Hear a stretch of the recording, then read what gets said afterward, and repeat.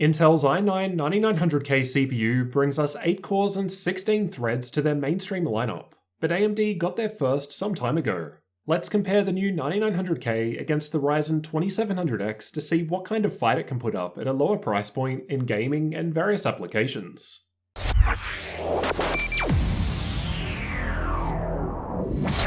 Let's start with the specs.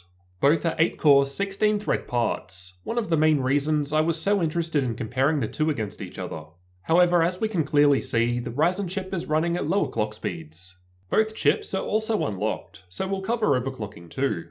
And they're both using soldered thermal interface material, something Intel's finally gone back to with their 9th generation. It's probably not worth paying any attention to the listed TDP either, as this will change once they start boosting up.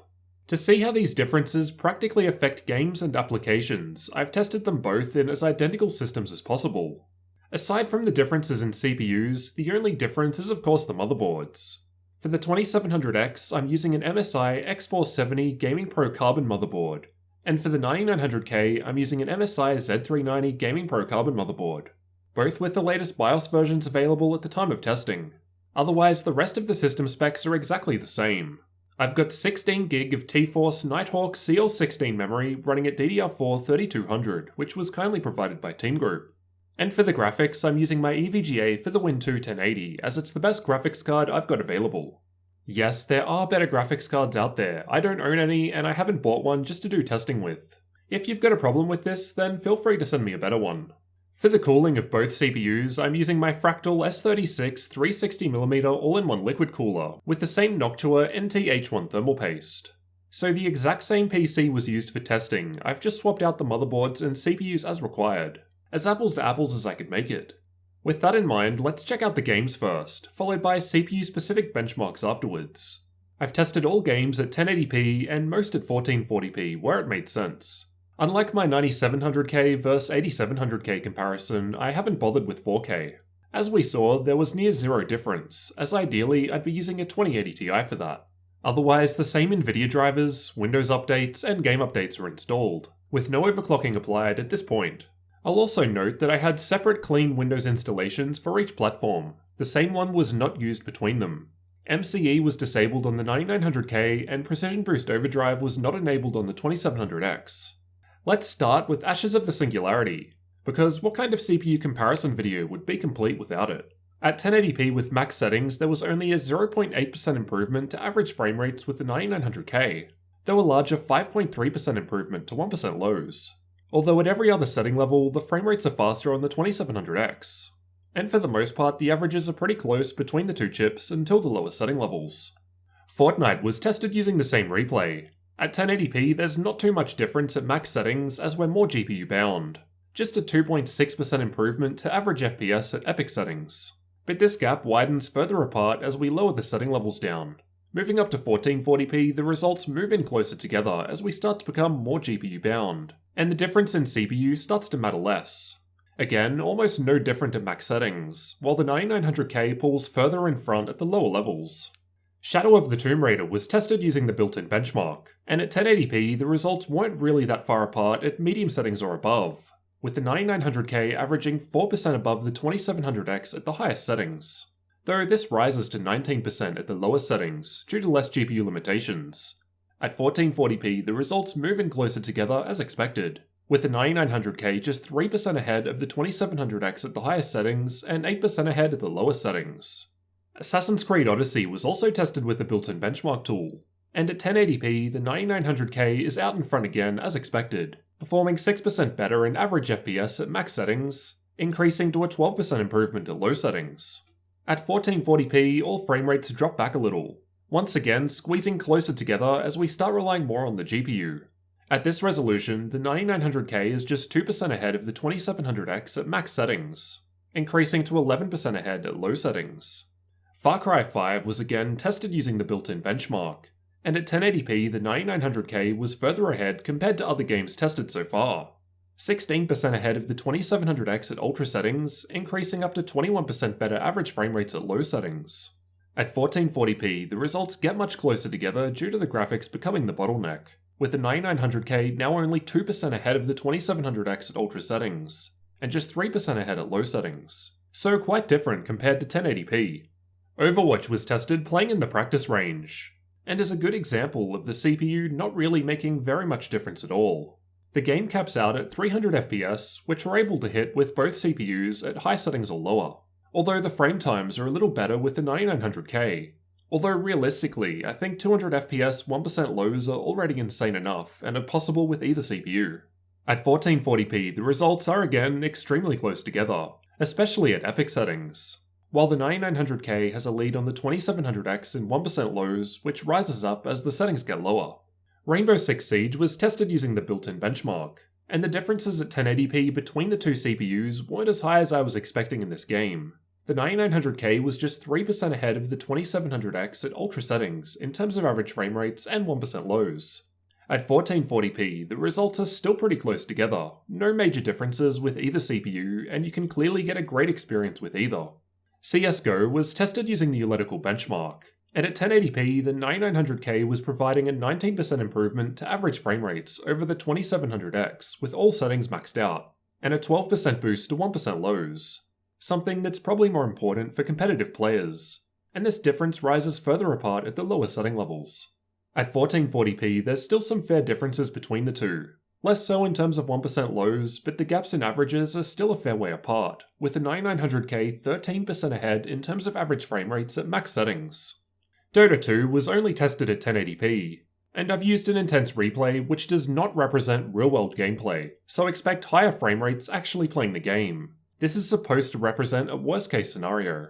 Even with all settings maxed out, the 9900K is almost 20% ahead of the 2700X. So again, like CSGO, for competitive players that need all the frames they can get, the Intel CPU may make more sense. PUBG was tested using the same replay, and at 1080p there's very minor differences at ultra settings, but bigger changes at lower settings. At very low settings, for example, the 9900K is 32% ahead of the 2700X for the 1% low result, and 23% ahead on the averages. So definitely nicer if you're playing competitively, though realistically for the casual player, I think the 2700X is still delivering fairly high frame rates. At 1440p, we're pretty much looking at the same results. Just lower frame rates all around, with the 9900K just 4% better than the 2700X at ultra settings on the average frame rates, but a larger 13% improvement at very low settings. Watch Dogs 2 was tested as I found it to be a game that uses quite a lot of CPU. And while at 1080p, there's a fair improvement seen with the 9900K, performing 16% ahead of the 2700X at ultra settings in the averages, and 21% better for the 1% lows. Though as a game that I don't think personally needs a high frame rate to enjoy, either CPU would be plenty. At higher resolutions like 1440p, there's less of a difference between the two as the GPU starts to take over the majority of the work, with the 9900K now just 8% ahead of the 2700X at ultra settings on the averages, and 9% better in terms of 1% low results. The Witcher 3 wasn't seeing too big of a difference between the two CPUs in the averages, but the frame times are much better with the 9900K, as shown by the 1% lows. At ultra settings for instance, although the averages are very close with the 2700X actually just ahead, there's a huge 43% improvement to the 1% low. A similar result was also noted at the 1440p resolution. The averages are fairly close together, but at ultra settings, the 1% lows with the 9900K are 26% ahead of the 2700X. A pretty big difference. Ghost Recon was tested with the built-in benchmark, and I only bothered testing 1080p, as even at this resolution we're already fairly GPU bound. There's not much difference between the two CPUs at all setting levels compared to most other games, with the 9900K 3.5% ahead of the 2700X in average frame rates at ultra settings, and just 2% faster for the 1% low results. As expected, the 9900K is coming out ahead in pretty much all tests, primarily due to the higher clock speeds. With that said though, I still think in all of the games tested, we're seeing nice frame rates with the 2700X, definitely still playable. I think I'd have a hard time telling you in a blind test which was which, though I don't think I'm particularly sensitive to high frame rates, so that might just be me. If you're looking at playing at high settings or high resolutions, then the CPU starts to matter less and less. You'd be better off putting your money into better graphics instead. In the games tested at max settings, there was also a larger boost to the frame times, shown as the 1% low results, with the 9900K over the 2700X, at least compared to averages. While I could have tested more CPU-specific games, I wanted to test a range of different titles to try and give a more real-world sample size, including games people actually play, rather than focusing on things like turn times in Civilization 6. As for overclocking, I was able to get my 2700X to 4.2 GHz on all 8 cores at 1.35 volts, while I could only get my 9900K to 4.9 GHz on all 8 cores at 1.36 volts. I was able to push to 5 GHz at 1.44 volts, but didn't really want to run that on such an already hot chip. However, it is worth mentioning that I may have just been unlucky with the silicon lottery, as others are able to get 5 or 5.1 GHz with voltages that I can't even boot Windows with. Let's see how overclocking affected gaming. We'll start with Ashes of the Singularity. I've retested it at 1080p, and we can see that although the 9900K has better averages here, the 2700X actually has higher 1% lows. Although the overclock on the 9900K makes a larger difference compared to the overclock on the 2700X. Fortnite was retested at all setting levels, with these overclocks applied to both CPUs. And you're going to have to excuse the rainbow colours, there's a lot of data and only so many choices. Anyway, I've got the 2700X at stock in reds, 2700X overclocked in greens, 9900K at stock in purples, and 9900K overclocked in blues. For the most part, overclocking doesn't seem to really be helping the 2700X at epic or high settings, while the 9900K is seeing more of a benefit here. At epic settings, the overclock on the 9900K is improving the average frame rates by 4.4%, but perhaps more importantly, an 8.5% improvement to the 1% low. Pretty similar when we move up to 1440p, though the overclock on the 2700X is even less useful this time around, while the overclock on the 9900K is giving us an improvement at all setting levels, with again similar 4% average FPS increases at epic and 8% boost to 1% low. Larger improvements to the frame rates seem to be typical as we start to become more GPU bound at higher resolutions and setting levels. These are the percentages that the 9900K was ahead of the 2700X in this particular game at stock. We can see the difference lessens at 1440p as we start becoming more GPU bound. Here are the differences with both CPUs overclocked. In general, the gap starts to widen further apart, with the 9900K performing better when overclocked, at least in this specific game. Now let's check out some CPU-specific benchmarks. I've tested both CPUs at stock speed and with the overclocks previously mentioned. Starting out with Cinebench, at stock speeds, the 9900K is scoring 15% higher than the 2700X at stock speeds in the multi-core test. And then with the overclocks applied to both CPUs, the gap lowers very slightly to 14.6%. Adobe Premiere was tested using the newest CC 2019 version. I've just exported one of my laptop reviews at 1080p using the built-in high bitrate preset, and the 9900K is completing the task 12% faster than the stock 2700X. But this lowers to around a 7% difference once overclocking both of them, as the 2700X is seeing a bigger performance boost out of the two while overclocked in this test. For the first time, I've also tested using Warp Stabilizer, an effect in Adobe Premiere that's used to stabilize shaky footage. In this test, we're actually seeing slightly worse performance with the 2700X overclocked, and this was consistently the case. At first I thought this may have been due to the overclock reducing single core speeds, but that should be happening to the 9900K too, and the overclock is boosting the performance there. Blender was tested using the BMW and Classroom benchmarks, and there was minimal difference from the 9900K once overclocking it, just a 3% boost in the BMW test for example, while this doubled to 6% of an increase in the same test when overclocking the 2700X. At stock speeds, the 9900K is completing the Classroom benchmark 22% quicker than the 2700X at stock, and 17% faster when it comes to the BMW test at stock. 7-zip was used to test compression and decompression speeds. At stock speeds, the 9900K is 8% ahead of the stock 2700X for compression, and just under 4% ahead in decompression.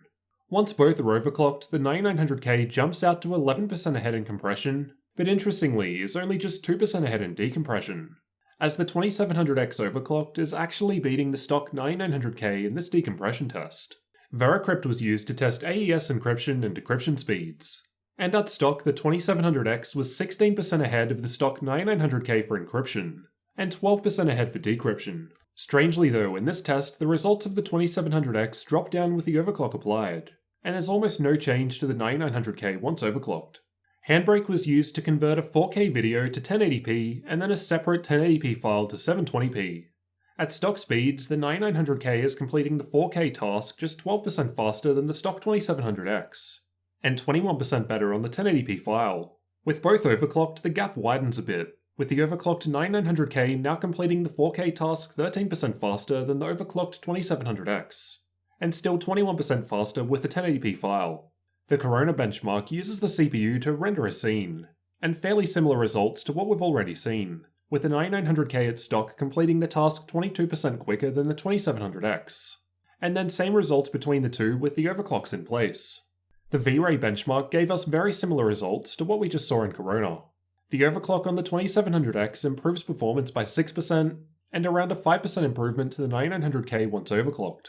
PC Mark 10 is a benchmark that performs different tests that cover a variety of tasks performed in the workplace.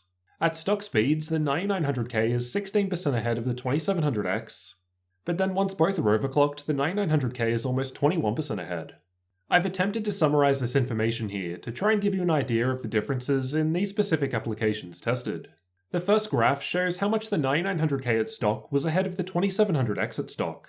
On average, the 9900K was 12% better in these tests. If we then go on to compare the overclocked 9900K against the overclocked 2700X, this rises slightly to the 9900K now being 13% better. Remember that this is only based on my results in the applications I've tested, and is even specific to my overclocks I was able to gain on my chips. These are the temperatures of both CPUs at stock and while overclocked running a blender benchmark with an ambient room temperature of 20 degrees Celsius. I've included two readings in purple and red, with the fans on my 360mm AIO running at different speeds. This was required as the 9900K would thermal throttle while overclocked otherwise. It gets pretty warm compared to the 2700X under the exact same cooling, so worth keeping in mind as you'll probably need good cooling for the 9900K, especially if you're planning on overclocking. I've measured total system power draw from the wall, and the results actually weren't too different. The only changes to the system are the motherboard and CPUs. Otherwise, the exact same blender benchmark was running on both, and in my test, the 9900K was just a couple of watts ahead. In terms of performance per watt, the 9900K does appear to have a clear advantage here, at least based on my own numbers that I've recorded. For updated pricing for either CPU, check the links in the description. In the US, the 2700X goes for around $305 on sale, while the 9900K is about $580, so a larger 90% increase in price there. In terms of value, the 2700X is the clear winner here. On average, in the games tested, we're seeing a 7% improvement at 1080p and a 3% at 1440p, which at least to me doesn't justify a 90% price premium. To be fair, this is the difference at max settings, where we may be more GPU bound, but I figure if you're buying either of these CPUs, you'll probably be looking to play at higher settings. The applications tested fared a little bit better than the games, with a 12% performance boost on average with the 9900K. If we look at the performance in terms of dollar per frame, we see some interesting results. I've used my Fortnite data, as that's the only game I tested all settings with and with overclocking. And at max settings, the 2700X is giving us a much better dollar per frame value compared to the 9900K. Though this gap closes quite a bit at the lower setting levels, as in this particular game at least, the 9900K frame rate was very high. But this will of course vary between games. It's also important to remember that the 9900K doesn't come with any cooling. The dollar per frame figure is based on CPU price only. You have to pay more money still to get a decent cooler with the 9900K. As we've seen, even with my 360 all-in-one cooler, it still gets quite warm, especially once overclocked. Granted, I did test my 2700X with the same cooler just to keep things even. It does come with a capable air cooler, which you can still use even while overclocked. Intel are advertising the 9900K as the best gaming CPU. And while strictly speaking, they're not wrong in terms of raw performance. But it's losing in pretty much all other areas, such as thermals and value for money. The i9 is basically what you'd pick if money isn't an issue, or if you just want the best performance over anything else. You can pretty much do it all there and fast, while the 2700X is still a very capable chip and much better value for the money, though not quite as fast in most games and applications. So which of these two CPUs would you guys pick? The 9900K or 2700X? Let me know your thoughts down in the comments, and don't forget to subscribe for future tech videos like this one.